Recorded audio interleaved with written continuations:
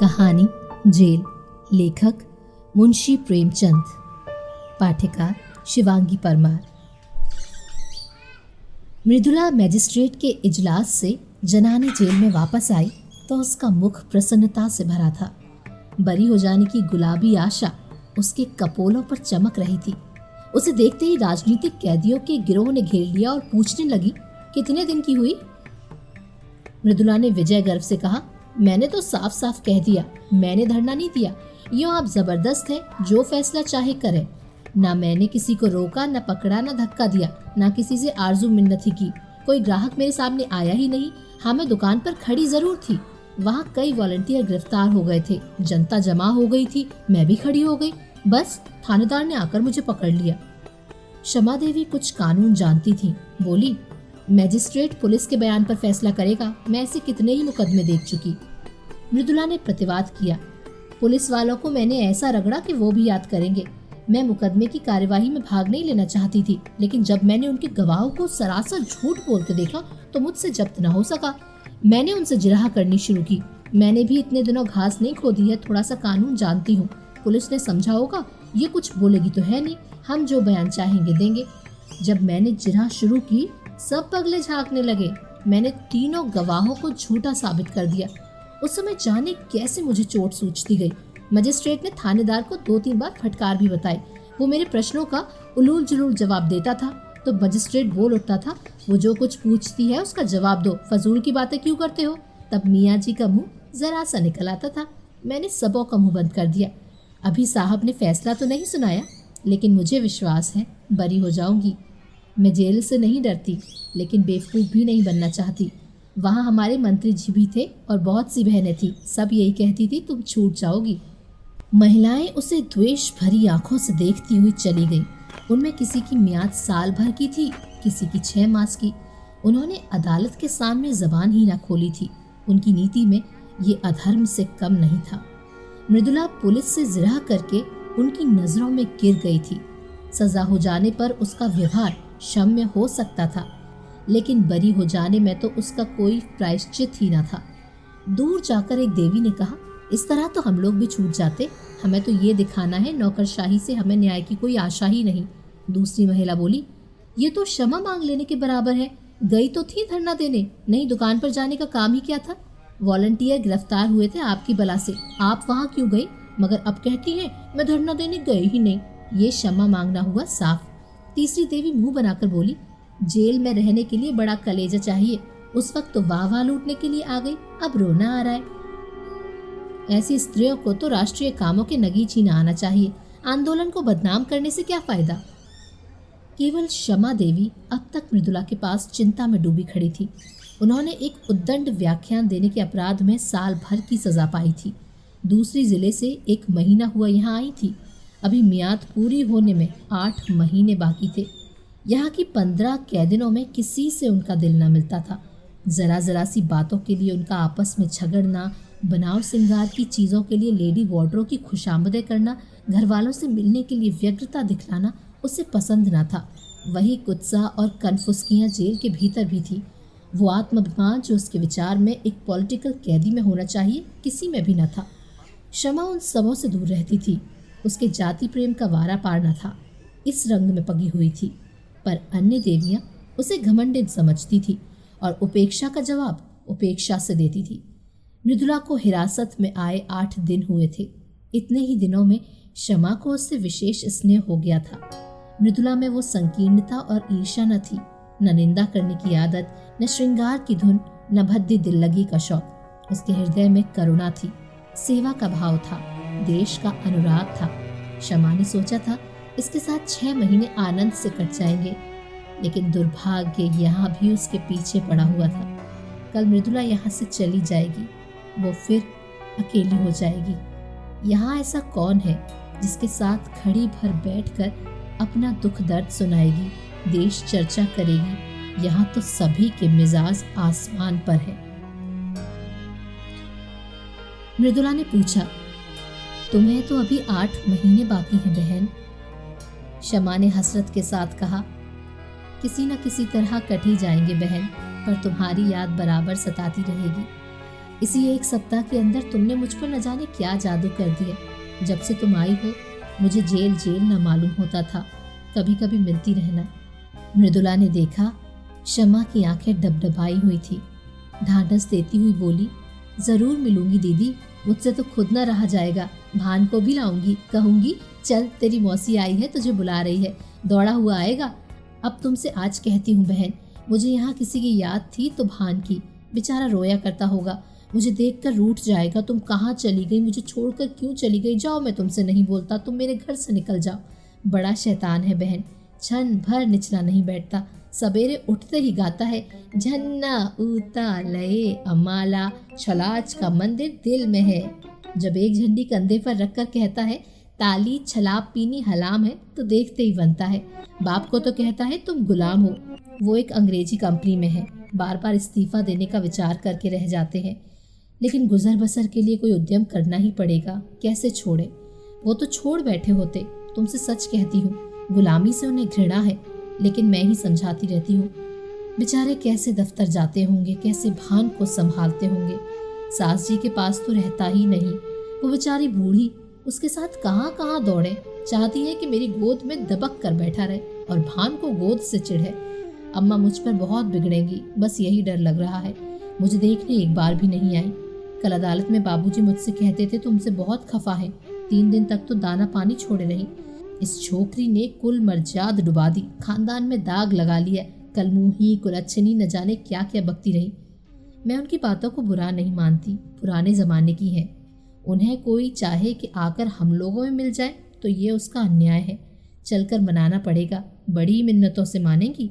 कल ही कथा होगी, देख लेना। ब्राह्मण खाएंगे, बिरादरी जमा होगी, जेल का प्रायश्चित तो करना ही पड़ेगा। तुम हमारे घर 2-4 दिन रहकर तब जाना बहन, मैं आकर तुम्हें ले जाऊंगी। शमा आनंद के इन प्रसंगों से वंचित है। वो विधवा है, अकेली है। जलियांवाला बाग में उसका सर्वस्व लुट चुका है। पति और पुत्र दोनों ही की आहुति जा चुकी है। अब कोई ऐसा नहीं जिसे वो अपना कह सके। अभी उसका हृदय इतना विशाल नहीं हुआ है कि प्राणी मात्र को अपना समझ सके। इन 10 वर्षों से उसका व्यथित हृदय जाति सेवा में धैर्य और शांति खोज रहा है। जिन कारणों ने उसके बसे हुए घर को उजाड़ दिया, उसकी गोद सूनी कर दी, उन कारणों का अंत करने, उनको मिटाने में वो जी जान से लगी हुई थी। बड़े से बड़े बलिदान तो वो पहले ही कर चुकी थी। अब अपने हृदय के सिवाय उसके पास होम करने को और क्या रह गया था? औरों के लिए जाति सेवा सभ्यता का एक संस्कार हो या यशोपार्जन का एक साधन, क्षमा के लिए तो ये तपस्या थी। और वो नारीत्व की सारी शक्ति और श्रद्धा के साथ उसकी साधना में लगी हुई थी। लेकिन आकाश में उड़ने वाले पक्षी को भी तो अपने बसेरे की याद आती ही है। क्षमा के लिए वो आश्रय कहाँ था? यही वो अवसर थे जब क्षमा भी आत्म संवेदना के लिए व्याकुल हो जाती थी। यह मृदुला को पाकर वो अपने को धन्य मान रही थी, पर ये छां भी इतनी जल्दी हट गई। क्षमा ने व्यथित कंठ से कहा, यहाँ से जाकर भूल जाओगी मृदुला। तुम्हारे लिए तो ये रेलगाड़ी का परिचय है और मेरे लिए तुम्हारे वादे उसी परिचय के वादे हैं। कभी भेंट हो जाएगी तो या तो पहचानोगी ही नहीं, या ज़रा मुस्कुराकर नमस्ते करते हुए अपनी राह चली जाओगी। यही दुनिया का दस्तूर है। अपने रोने से छुट्टी ही नहीं मिलती, दूसरे के लिए कोई क्यों कर रोए। तुम्हारे लिए तो मैं कुछ नहीं थी, मेरे लिए तुम बहुत अच्छी थी, मगर अपने प्रियजनों में बैठकर कभी कभी इस अभागिनी को ज़रूर याद कर लिया करना। भिखारी के लिए चुटकी भर आटा ही बहुत है। दूसरे दिन मजिस्ट्रेट ने फैसला सुना दिया। मृदुला बरी हो गई। संध्या समय वो सब बहनों से गले मिलकर रोकर रुलाकर चली गई, मानो मैके से विदा हुई हो। पार्ट 2। 3 महीने बीत गए पर मृदुला एक बार भी न आई। और कैदियों से मिलने वाले आते रहते थे। किसी किसी के घर से खाने पीने की चीजें और सौगातें आ जाती थी, लेकिन क्षमा का पूछने वाला कौन बैठा था? हर महीने के अंतिम रविवार को प्रातः काल से मृदुला की बाट जो होने लगती। जब मुलाकात का समय निकल जाता तो जरा देर रोकर मन को समझा लेती। जमाने का यही दस्तूर है। एक दिन शाम को क्षमा संध्या करके उठी थी कि देखा मृदुला सामने चली आ रही है। ना वह रूप रंग है, ना वो कांति। दौड़कर उसके गले से लिपट गई और रोती हुई बोली, ये तेरी क्या दशा है मृदुला, सूरत ही बदल गई, क्या बीमार है क्या? मृदुला की आंखों से आंसुओं की झड़ी लगी हुई थी। बोली, बीमार तो नहीं हूँ बहन, विपत्ति से बंधी हुई हूँ। तुम मुझे खूब कोस रही होगी। उन सारी निठुराइयों का प्रायश्चित करने आई हूँ और सब चिंताओं से मुक्त होकर आई हूँ। शमा कांप उठी। अंतस्थल की गहराइयों से एक लहर सी उठती हुई जान पड़ी, जिसमें उनका अपना अतीत जीवन टूटी हुई नौकाओं की भांति उतराता हुआ दिखाई दिया। रुंधे हुए कंठ से बोली, कुशल तो है बहन, इतनी जल्दी तुम यहाँ फिर क्यों आ गई? अभी तो 3 महीने भी नहीं हुए। मृदुला मुस्कुराई, पर उसकी मुस्कुराहट में रुदन छिपा हुआ था।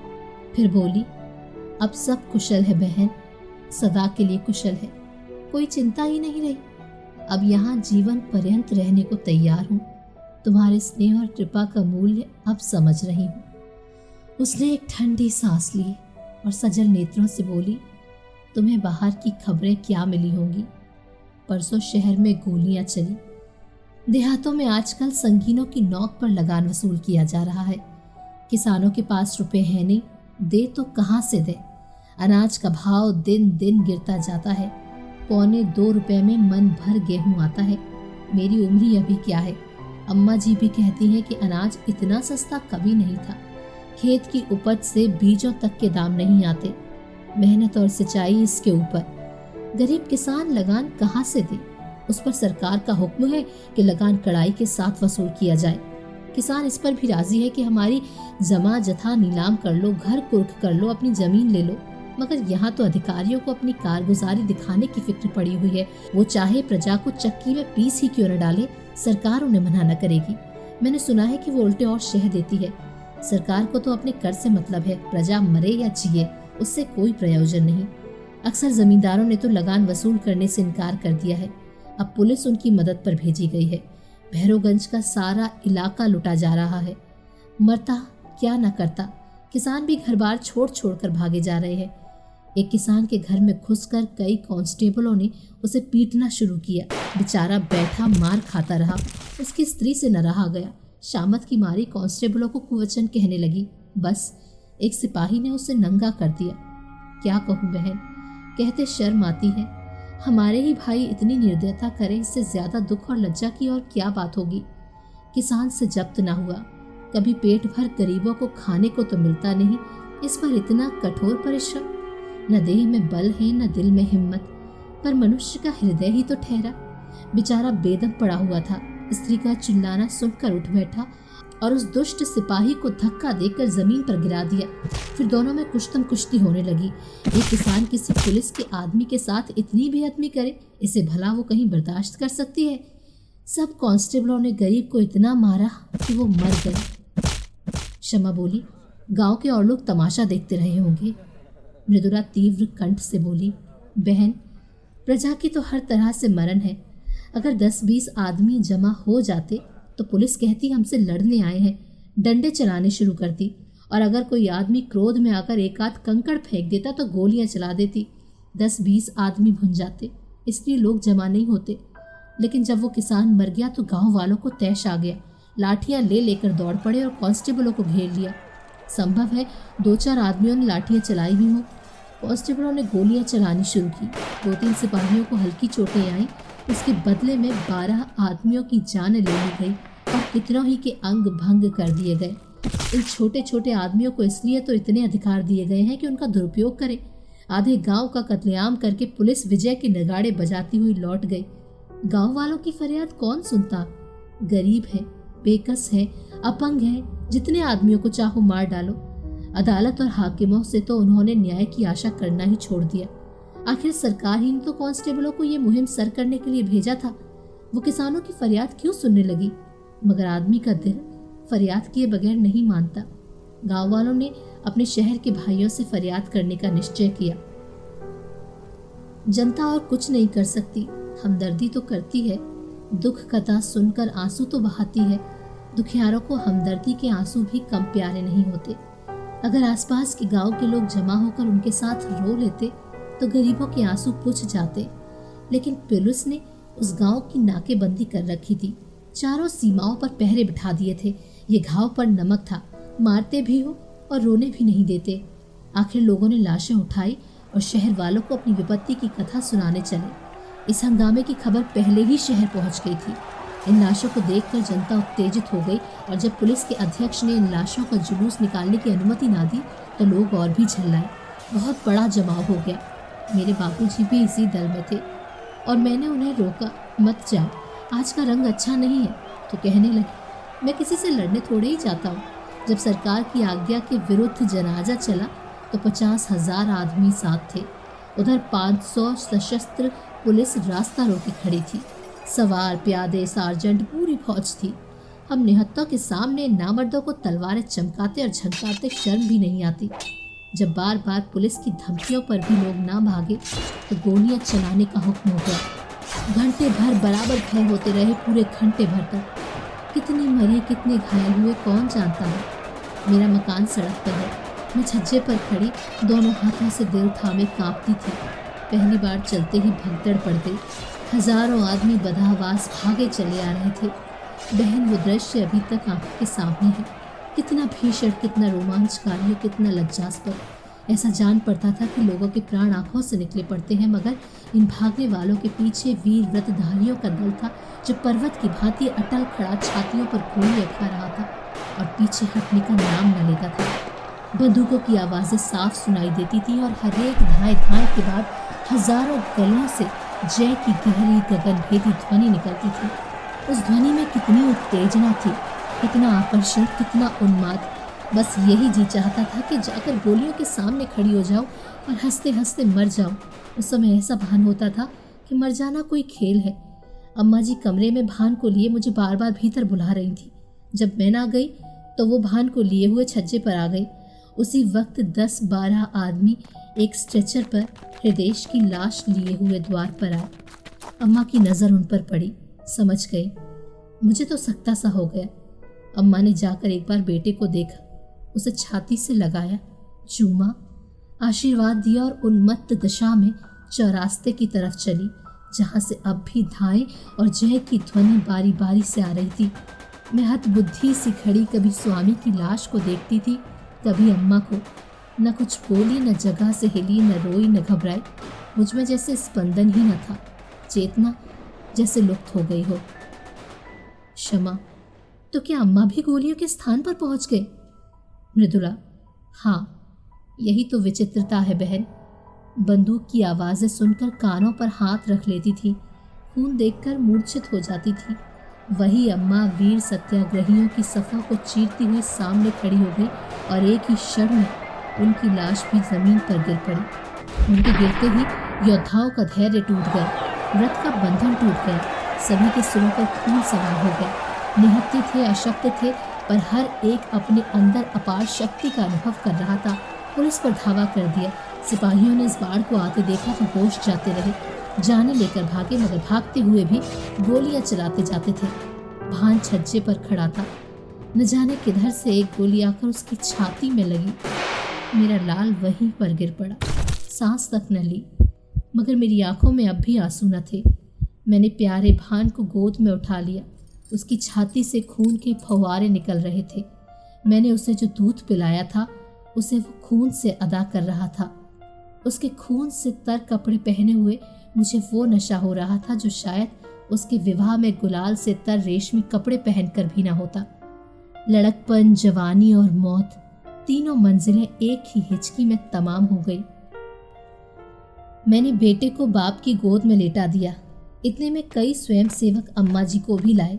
मालूम होता था लेटी हुई मुस्कुरा रही हैं। मुझे तो रोकती रहती थी और खुद इस तरह जाकर आग में कूद पड़ी मानो वो स्वर्ग का मार्ग हो। बेटे ही के लिए जीती थी, बेटे को अकेला कैसे छोड़ती। जब नदी के किनारे तीनों लाशें एक ही चिता में रखी गई तब मेरा सत्ता टूटा, होश आया। एक बार जी में आया चिता में जा बैठूं। सारा कुनबा एक साथ ईश्वर के दरबार में जा पहुंचे। लेकिन फिर सोचा, तूने अभी ऐसा कौन काम किया है जिसका इतना ऊंचा पुरस्कार मिले? बहन, चिता की लपटों में मुझे ऐसे मालूम हो रहा था कि अम्मा जी सचमुच भान को गोद में लिए बैठी मुस्कुरा रही है और स्वामी जी खड़े मुझसे कह रहे हैं, तुम जाओ, और निश्चिंत होकर काम करो। मुख पर कितना तेज था, रक्त और अग्नि ही में तो देवता बसते हैं।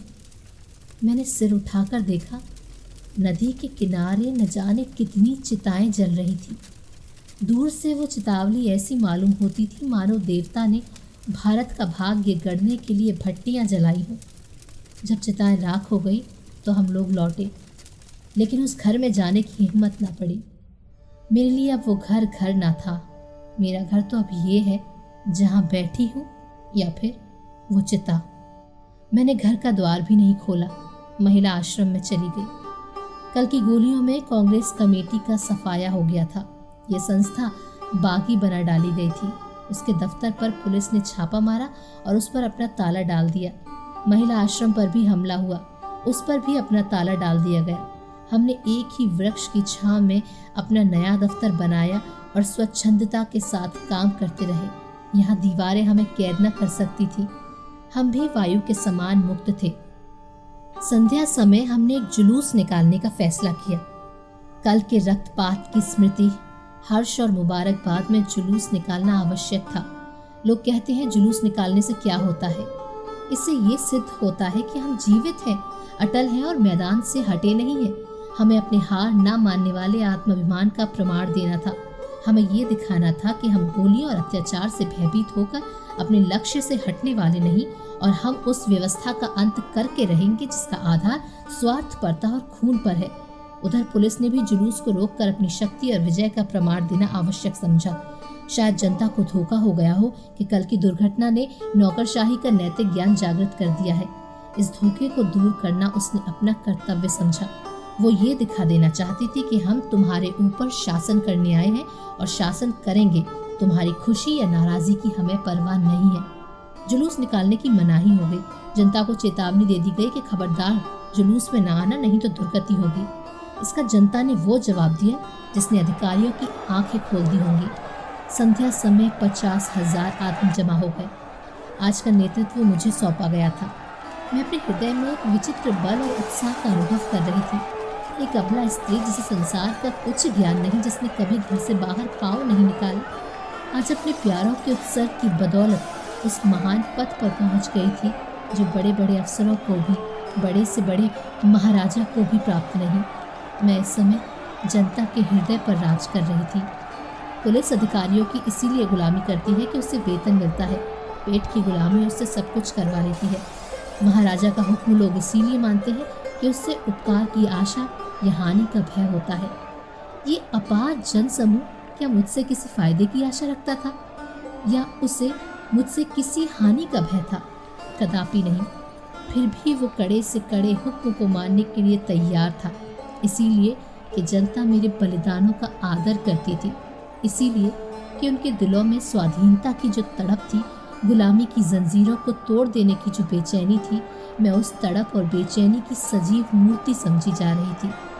निश्चित समय पर जुलूस ने प्रस्थान किया। उसी वक्त पुलिस ने मेरी गिरफ्तारी का वारंट दिखाया। वारंट देखते ही तुम्हारी याद आई। पहले तुम्हें मेरी ज़रूरत थी, अब मुझे तुम्हारी ज़रूरत है। उस वक्त तुम मेरी हमदर्दी की भूखी थी, अब मैं सहानुभूति की भिक्षा मांग रही हूँ। मगर मुझ में अब लेश मात्र भी दुर्बलता नहीं है। मैं चिंताओं से मुक्त हूँ। मजिस्ट्रेट जो कठोर से कठोर दंड प्रदान करे उसका स्वागत करूँगी। अब मैं पुलिस के किसी आक्षेप या असत्य आरोपण का प्रतिवाद न करूँगी, क्योंकि मैं जानती हूँ मैं जेल के बाहर रहकर जो कुछ कर सकती हूँ, जेल के अंदर रहकर उससे कहीं ज्यादा कर सकती हूँ। जेल के बाहर भूलों की संभावना है, बहकने का भय है, समझौते का प्रलोभन है, स्पर्धा की चिंता है। जेल सम्मान और भक्ति की एक रेखा है जिसके भीतर शैतान कदम नहीं रख सकता। मैदान में जलता हुआ अलाव वायु में अपनी उष्णता को खो देता है, लेकिन इंजन में बंद होकर वही आग संचालक शक्ति का अखंड भंडार बन जाती है।